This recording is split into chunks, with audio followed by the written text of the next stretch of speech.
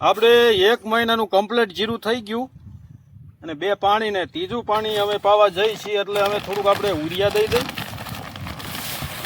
અને ઉરિયા હારે આપણે ઝીંક પ્લસ નાખી દઈ. આ બંને ઉરિયા અને ઝીંક પ્લસનો બેનો ફાલો કરી અને સાટીને પછી જીરું પાઈ દઈ. એટલે ઝીંક પ્લસ ગઈ સાલ નાખ્યું હતું આપણે એટલે સારો એવો ફાયદો દેખાણો એટલે ઓણ ફરી વાર લાયા. ઉરિયા અને ઝીંક પ્લસ ઓમકારનું ઝીંક પ્લસ છે. વજન માટે થોડોક અનુભવ સારો થયો ઝીંક પ્લસ નાખ્યા પછી. જો આ ઝીંક પ્લસ છે, ઓમકારનું ઝીંક પ્લસ. ઝીંક પ્લસનો ફાયદો એ કે આપણે બધા ખેડૂત આપણે ગમે મોલ પાકે એટલે આપણે ધાર મૂકી કે આટલું થાય છે એમ. એટલે હું દર વખતે આપણે ધાર મૂકતો જ તો પણ એમાં એ આપણે ધાર્યું એમાંથી ઘટે ને કાં બરોબર ધારી એટલું થાય. પણ જય સાલ મેં બધે જીરામાં ઝીંક પ્લસ વાપર્યું અને પછી મેં કંઈક 190 મણ જેવું ધાર્યું હતું.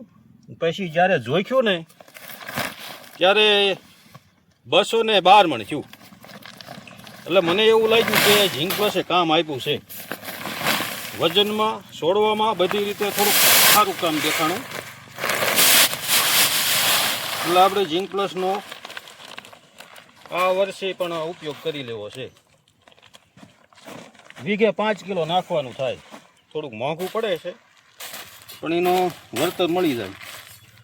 અમે 2 થેલી યુરિયા અને 1 ઝીંક પ્લસ 25 કિલાની બેગ નાખી દીધી અને હવે બેને મિક્સ કરી નાખી, પાલો કરી નાખી અસલ મજાની. પછી જીરામાં ઉડાડી.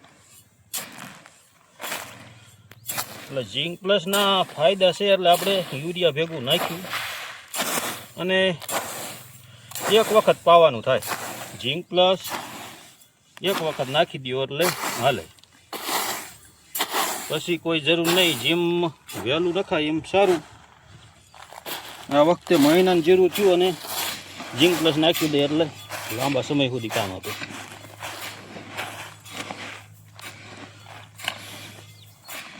ઝીંક પ્લસ ને ઉરિયા બંને કમ્પ્લેટ મિક્સ થઈ જાય. અને ઝીંક પ્લસ પાછું ઉરિયા હારે નાખવાનો ફાયદો બીજો છે. ઉરિયા હારે ચોંટી જાય બધું. ઝીંક પ્લસ જે હોય ને બધું ચોંટી જાય. એટલે જીરામાં કંઈ ઉડે કે જીરાને છોડ હાર છોટે એવો પ્રોબ્લેમ કંઈ બનતો નથી. એટલે આ રીતે ભેળવવાથી નાખવામાં મજા આવે.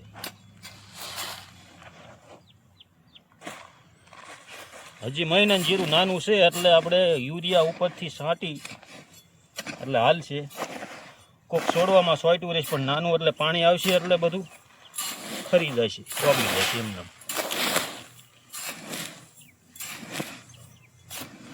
તો આ રીતે મસ્ત મજાનો પાલો કરી 3-4 વખત મિક્સ કરી અને આપણે જીરામાં ઉડાડી દઈએ. જય સાલનો અનુભવ સારો આપણને મળ્યો.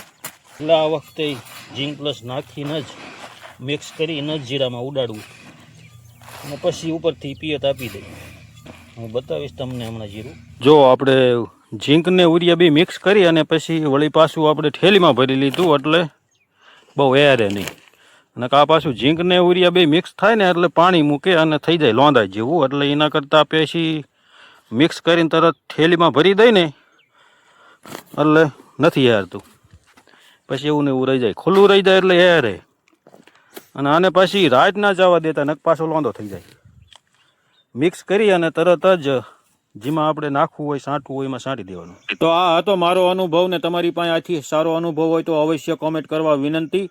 વિડીયો ગમે તો લાઇક શેર ને આગળ